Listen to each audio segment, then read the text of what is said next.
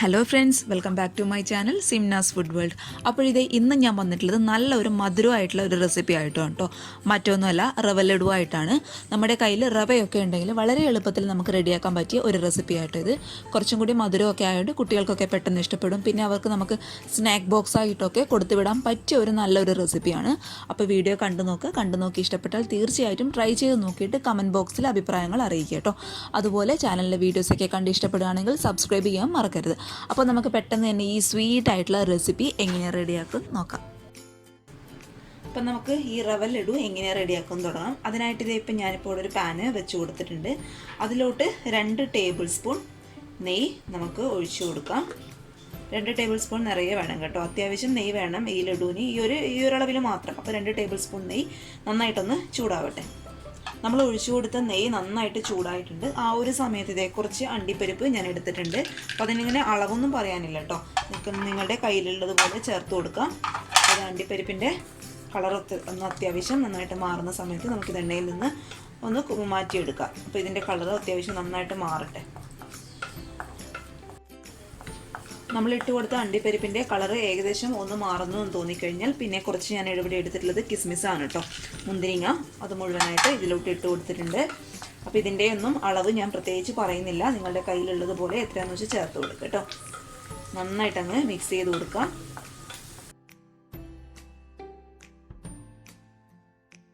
ഇതിൻ്റെ കളറ് അത്യാവശ്യം നന്നായിട്ട് മാറിയിട്ടുണ്ട്. ഇനി ഇത് വെച്ചിരുന്നാൽ പെട്ടെന്ന് അങ്ങ് കരിഞ്ഞു പോകും. അപ്പോൾ നമുക്കിത് ഇതിൽ നിന്ന് മാറ്റി കൊടുക്കാം.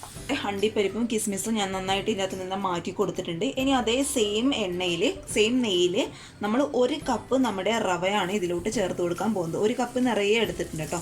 അങ്ങനെ ഇന്നേ കപ്പ് എടുക്കുന്നൊന്നുമില്ല. നിങ്ങൾ ഏത് കപ്പിലാണോ മെഷർ ചെയ്ത് എടുക്കുന്നത് സെയിം കപ്പിലായിരിക്കണം നമ്മുടെ ഇതിനാവശ്യമുള്ള പഞ്ചസാരയും വെള്ളമൊക്കെ എടുക്കാനായിട്ട്. അതുകൊണ്ടാണ് ഞാൻ കപ്പിൻ്റെ കാര്യം എടുത്ത് പറയുന്നത് കേട്ടോ. അപ്പോൾ ഇത് നന്നായിട്ടങ്ങ് മിക്സ് ചെയ്ത് കൊടുക്കുക. അതേ നെയ്യിൽ കേട്ടോ. പാനൊന്നും ഞാൻ മാറ്റി കൊടുത്തിട്ടില്ല. സെയിം നെയ്യിലാണ് എല്ലാം അങ്ങ് നന്നായിട്ടങ്ങ് റോസ്റ്റ് ചെയ്യുക. ഈ റവ നന്നായിട്ടങ്ങ് റോസ്റ്റ് ചെയ്യണം. ഡ്രൈ ആവണം നന്നായിട്ട്. മീഡിയം തീ എപ്പോഴും ലോ ടു മീഡിയം ഫ്ലെയിമിൽ വയ്ക്കുക. ഹൈ ഫ്ലെയിമിലിട്ട് റോസ്റ്റ് ചെയ്യരുത് കേട്ടോ. ഇത് പെട്ടെന്ന് അങ്ങ് കരിഞ്ഞു പോകും. അതുകൊണ്ട് ലോ ടു മീഡിയം ഫ്ലെയിമിലിട്ട് നന്നായിട്ടങ്ങ് റോസ്റ്റ് ചെയ്ത് കൊടുക്കുക. നമ്മൾ ഇട്ട് കൊടുത്ത റവ നന്നായിട്ട് ഈ പാനിൽ കിടന്ന് റോസ്റ്റ് ആയിട്ടുണ്ട്. ആ ഒരു പരുവം എങ്ങനെയാണ് മനസ്സിലാകുന്നത് വെച്ചാൽ നമ്മൾ തൊട്ട് നോക്കുമ്പോൾ ഇങ്ങനെ തരി പോലെ ഉണ്ടാവണം കേട്ടോ. നല്ല ചൂടുണ്ട്. നല്ല തരി ഇങ്ങനെ പൊട്ടുന്നത് പോലെ ഉണ്ടാവണം. അപ്പോഴാണ് അതിൻ്റെ പരുവം കറക്റ്റായിട്ട് മനസ്സിലാവുന്നത്. ഏകദേശം ഒരു 6-7 മിനിറ്റ് എടുത്തിട്ട് നന്നായിട്ട് അങ്ങ് റോസ്റ്റ് ചെയ്തെടുക്കുക. ലോ ടു മീഡിയം ഫ്ലെയിമിലിട്ട് അങ്ങ് റോസ്റ്റ് ചെയ്യുക. അപ്പോൾ ഇത് നന്നായിട്ട് അങ്ങ് റോസ്റ്റ് ആയിട്ടുണ്ട്. ഇനി നമുക്ക് എന്ത് ചെയ്യാം, ഇത് ഈ പാനിൽ നിന്ന് മാറ്റി കൊടുക്കാം. ഇപ്പോൾ റവ ഞാൻ ഈ പാനിൽ നിന്ന് മാറ്റി കൊടുത്തിട്ടുണ്ട്. ഇനി നമുക്ക് ഇതേ സെയിം പാനിൽ തന്നെ നമ്മൾ ഏത് കപ്പിലാണോ അല്ലെങ്കിൽ ഏത് പാത്രത്തിലാണോ നിങ്ങൾ റവ എടുത്ത് അളന്നത് അതേ സെയിം കപ്പിൽ അല്ലെങ്കിൽ അതേ സെയിം പാത്രത്തിൽ 3/4 കപ്പ് നമ്മുടെ പഞ്ചസാര നമുക്കിതിലോട്ട് ഇട്ട് കൊടുക്കാം കേട്ടോ. അപ്പോൾ 1 കപ്പ് റവയ്ക്ക് 3/4 കപ്പ് പഞ്ചസാര എന്ന രീതിയിലാണ് ഞാൻ എടുത്തിട്ടുള്ളത് കേട്ടോ. അപ്പോൾ ഈ ഒരു അളവ് എന്ന് പറയുന്നത് നമ്മുടെ 1 കപ്പ് റവയ്ക്ക് കണക്കായിട്ടുള്ള മധുരമായിരിക്കും കേട്ടോ. കുറച്ച് കൂടുതൽ വേണമെന്നുണ്ടെങ്കിൽ 1 കപ്പ് കണക്കാക്കി എടുക്കുക. അപ്പോൾ ഒരുപാട് അങ്ങ് മധുരമായി കഴിഞ്ഞാൽ നമുക്ക് പെട്ടെന്ന് അങ്ങ് മടുപ്പ് പോകും. അതുകൊണ്ട് ഞാൻ ആവശ്യത്തിനുള്ള മധുരം മാത്രമേ എടുത്തിട്ടുള്ളൂ. ഇനി നമുക്ക് ഈ പഞ്ചസാര ഉരുകാൻ ആവശ്യമായിട്ടുള്ള വെള്ളം ഒഴിച്ചു കൊടുക്കാം. അതായത് സെയിം കപ്പിൽ തന്നെ 1/4 കപ്പ് വെള്ളം കേട്ടോ. ഒരുപാട് വെള്ളമായി പോകണ്ട. 1/4 കപ്പ് വെള്ളം ഞാൻ ഇതിലോട്ട് ഒഴിച്ചു കൊടുക്കുന്നുണ്ട്. 1/4 കപ്പ് എന്ന് പറയുമ്പോൾ ഏകദേശം 4 ടേബിൾ സ്പൂൺ വെള്ളം വരും കേട്ടോ. ഇനി ഇത് നന്നായിട്ടങ്ങ് ഇളക്കി കൊടുക്കുക.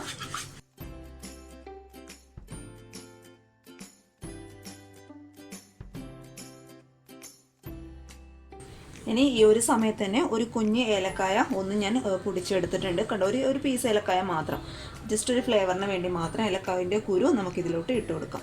എന്നിട്ട് നന്നായിട്ട് അങ്ങ് മിക്സ് ചെയ്യുക. പഞ്ചസാരയുടെ സിറപ്പ് അടിയിൽ പിടിക്കരുത് കേട്ടോ. നന്നായിട്ട് അങ്ങ് മിക്സ് ചെയ്ത് കൊടുക്കുക. ഇവിടെ ഷുഗർ സിറപ്പ് റെഡി ആയിട്ടുണ്ട്.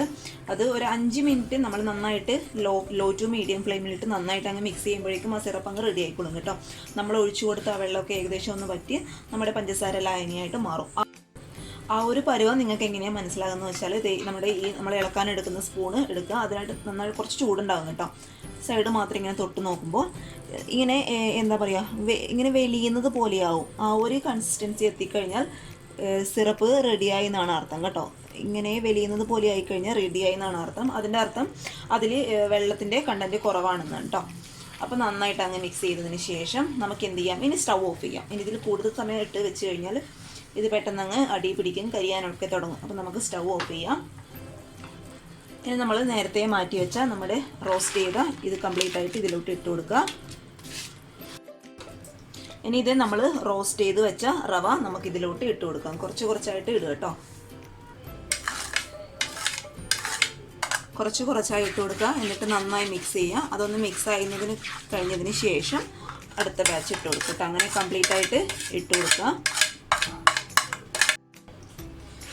മുഴുവനായിട്ട് ഇട്ട് കൊടുത്തതിന് ശേഷം കണ്ടിന്യൂസ് ആയിട്ട് അങ്ങ് ഇളക്കി കൊടുക്കുക. ഈ ഒരു വെള്ളം എന്ന് പറയുന്നത് വറ്റണം കേട്ടോ. പക്ഷേ തീ ഞാൻ ഓഫ് ചെയ്തിട്ടിട്ടാണുള്ളത്. ഈ ഒരു വെള്ളം കംപ്ലീറ്റ് ആയിട്ട് അങ്ങ് വറ്റണം. നിങ്ങൾ പേടിക്കണ്ട. നിങ്ങൾ വിചാരിക്കും തീ ഓഫ് ചെയ്തിട്ടതിന് ശേഷം വെള്ളം ഇങ്ങനെ വറ്റുന്നുണ്ട്. റവ പെട്ടെന്ന് അങ്ങ് വെള്ളം വലിച്ചെടുത്തോളും. അതുകൊണ്ട് നന്നായിട്ട് അങ്ങ് മിക്സ് ചെയ്ത് കൊടുക്കുക.